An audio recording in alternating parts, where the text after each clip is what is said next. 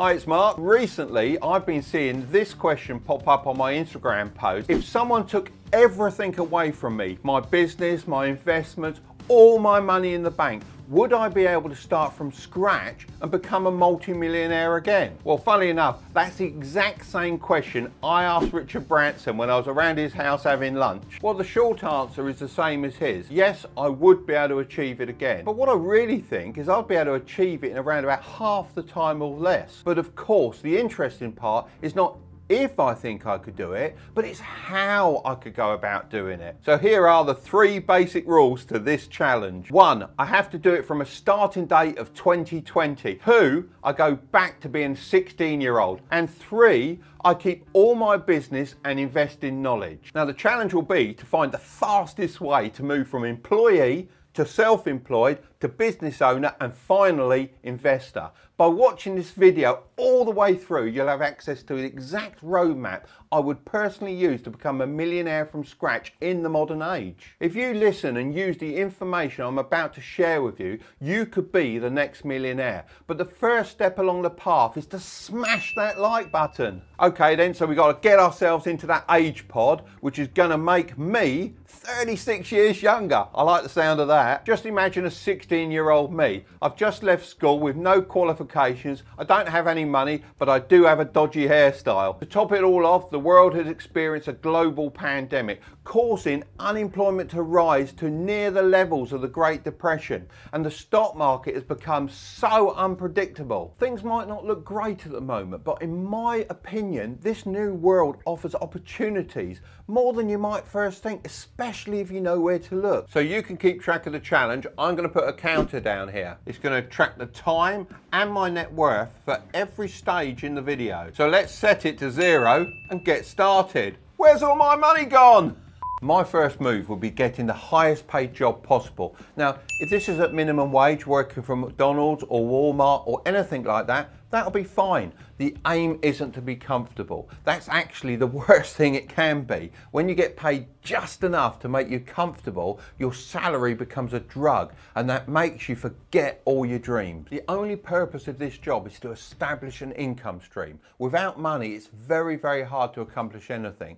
Instead of thinking of it as a drug, I will be using it as fuel to propel me towards my goals. My second move would be to establish a side hustle or a side job of some sort. The pandemic has fast-tracked the digital revolution. Online shopping is more popular than ever, and the internet is an unbelievable tool for our new entrepreneurs. Online marketing would be the #1 high-income skill that I would want to learn. The best way for me to do that and make some money on the side would be to set up a drop shipping store. Drop shipping is when you take a product from a supplier, market and advertise it online, and then get the supplier to ship it directly to the customer for you, allowing you to make a small profit without even physically touching the item. On YouTube, drop shipping is advertised as this awesome way to make lots of money without doing any work. Do you know what? That's not really the reality. Running a profitable drop shipping store requires you to learn the basics of business, how to run ads on social media,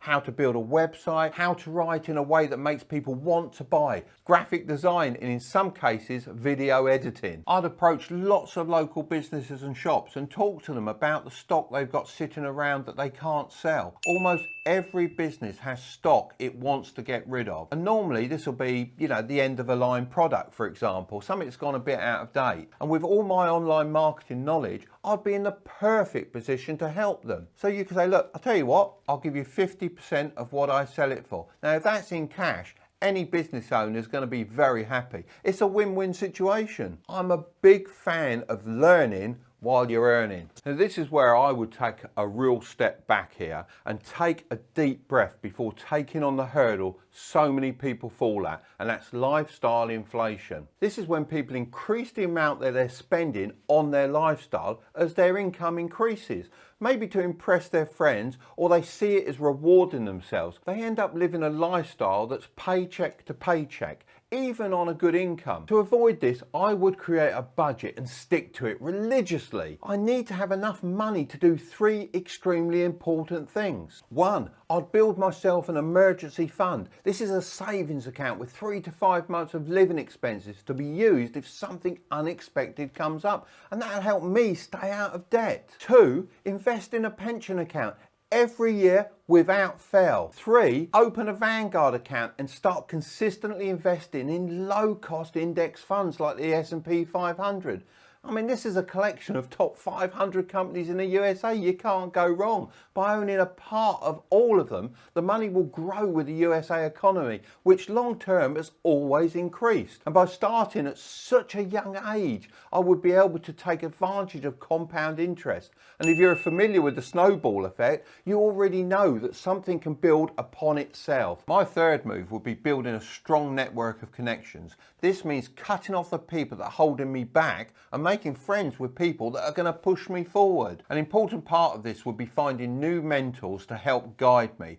Their insights would be extremely valuable as they're able to see my situation from a different perspective. I could bounce various ideas off them and hear their opinions. Now, I would do this by using social media to grow my personal brand and documenting my journey. Everyone is online now, and I'd want to take advantage of that attention and publish as much content as possible. This is the fastest way to expand your network and attract like-minded people. When people feel a personal connection towards you, then it opens up many doors, even more than you could imagine. My fourth move would happen the day I turned 18. It would be getting a credit card.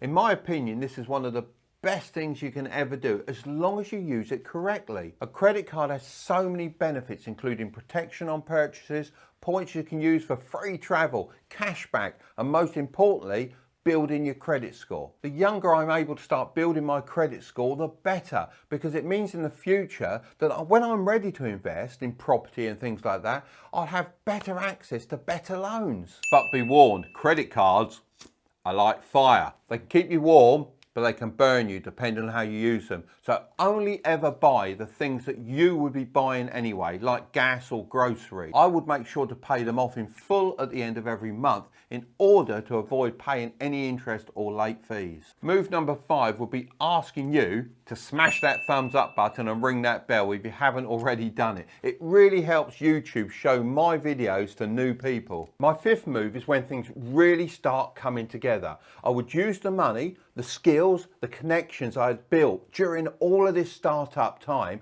and then I'd make a scalable business once I'd identified a gap in the market, most likely within an online or a software niche. As soon as the business shows promising signs, I would go full throttle at it and grow it as fast as possible. There is no point in growing slowly, as my competitors would be catching up to me, and every day I wasn't selling to as many customers as possible, I'd be effectively just losing money. I would reinvest as much of the profit as possible back into my business. The main aim would be setting it up in a way that it's not reliant on me and my time. I'd also want to make sure that there were multiple income streams within the business in case, for any reason, that one of them was cut off. Once my business was able to support itself and it was making money on almost autopilot, it would be time for my 6th move. Diversify and focus on my personal portfolio. 50% of my portfolio would consist of real estate, as rental properties can generate income all year round. I'd make sure to take into account the school links, income level of the area, and also if it's an up and coming area. The rental income is great and it will pay off your mortgage, but the increase in the value of the property generally is fantastic if you buy right. The wealthiest people nowadays collect property the way they used to collect classic cars. Interest rates are low, prices have fallen, and you don't have to tie up a lot of cash in the investment. And with apps like Airbnb, I could also consider short-term renting. 25% of my portfolio would be in low-cost index fund like the S&P 500, as this will allow me to be growing my wealth with the stock market. Pension accounts would make up 10%.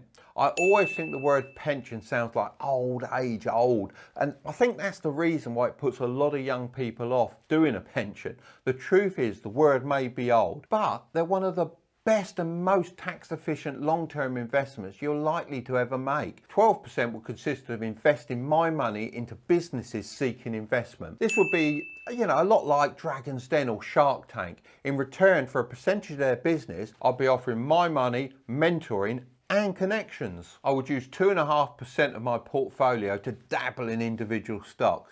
This is money that I can afford to lose, so I can have a bit of fun with it. Maybe purchasing a bit of Tesla, a bit of Apple, who knows? But you can just have a little play and you can never know where it's going to take you. I'd reserve 0.5% for the most risky investments, such as cryptocurrencies. Now, you've got to be careful here. You've got to do an established brand like Bitcoin. Although I wouldn't recommend this to anyone that doesn't already have a strong investment portfolio established and can afford to take the risk. I'm opening myself up a little bit to the possibility of reward without worrying about any losses. If cryptocurrencies see another boom like the last 10 years, then I want to make sure I get my fair share. If you like this video, then you're going to love this next one. I'm going to leave it right here for you, but don't click on it just yet. If you like the video, drop a like on it for me and subscribe to the channel and ring that old bell if you want to grow your wealth. Okay, so you can click on it now. I'll see you over there.